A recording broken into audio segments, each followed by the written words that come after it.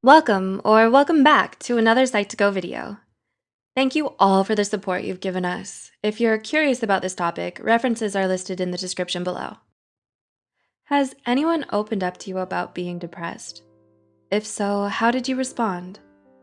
Were you trying to be supportive by saying something like, "I feel sad too sometimes"? Although the effort to support is appreciated, a response like this means you might be one of the many who are unclear of the difference between sadness and depression. On the surface, they seem quite similar.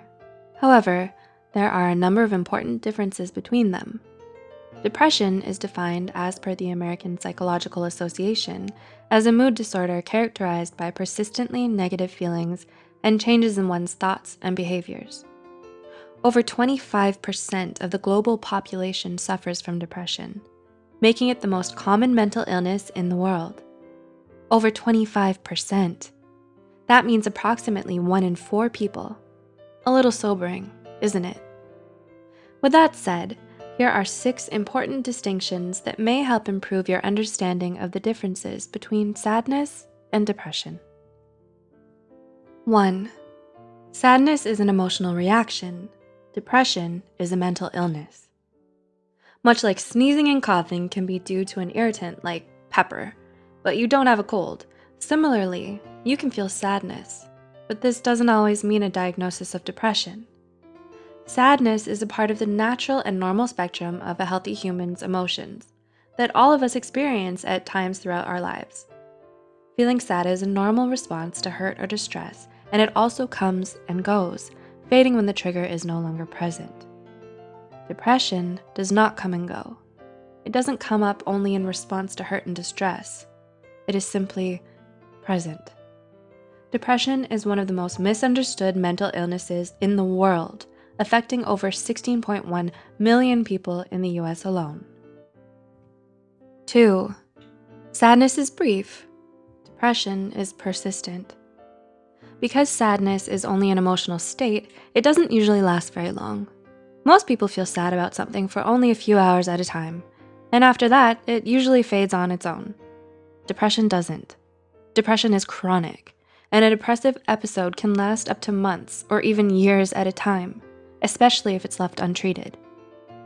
It's a serious condition that requires psychological intervention from a mental health care professional before it can get better. 3. Sadness is specific. Depression is vague. While sadness can sometimes seem to hit out of the blue, there's usually a reason behind it. Specific nameable events like failing at a task, disappointment in a job, or the loss of a loved one can elicit sadness. So while it's easy to share and open up about what's making us sad, the same can't be said for depression. Unlike sadness, depression is not a reaction to a negative situation. A common difficulty is that those struggling with depression don't understand why they're depressed. While it's true that depressive episodes can occasionally be triggered by specific events, in most cases, depression seems to develop for no reason at all. 4. Sadness is subjective. Depression is objective. Sadness is a personal experience with the occurrence and measurement of severity dependent on the affected person's perception alone. Depression requires a professional diagnosis. The persistent occurrence of a combination of symptoms like fatigue, loss of interest, misery, pain, or body aches, among others, need to be present in order for a psychologist to say that someone has depression. 5. Sadness has short-term effects.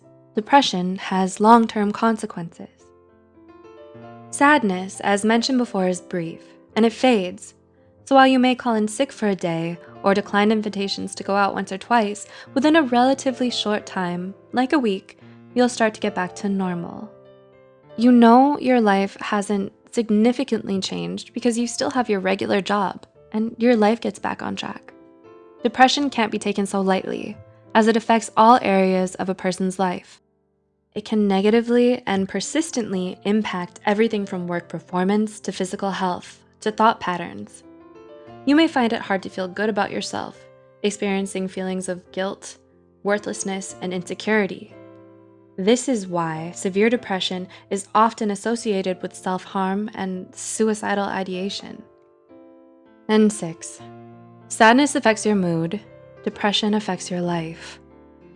When you're sad, the normal reaction is to try to cheer yourself up with happy, enjoyable distractions, like going out with friends, doing that hobby you love, or even opening up to someone as a catharsis. Even when the sadness feels overwhelming and all-encompassing, there are moments when you still laugh, have fun, and feel truly happy, with no hidden shadow.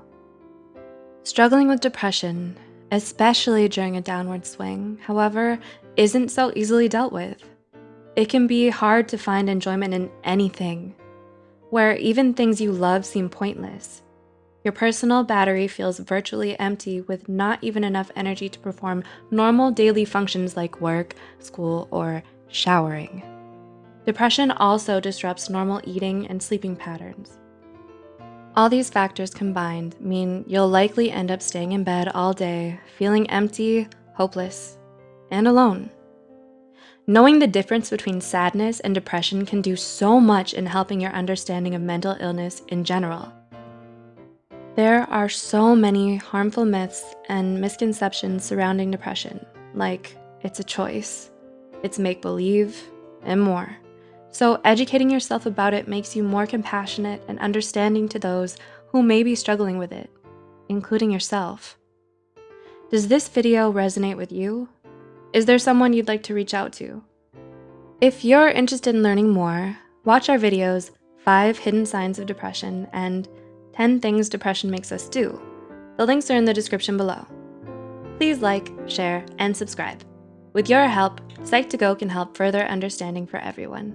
Until next time, thanks for watching.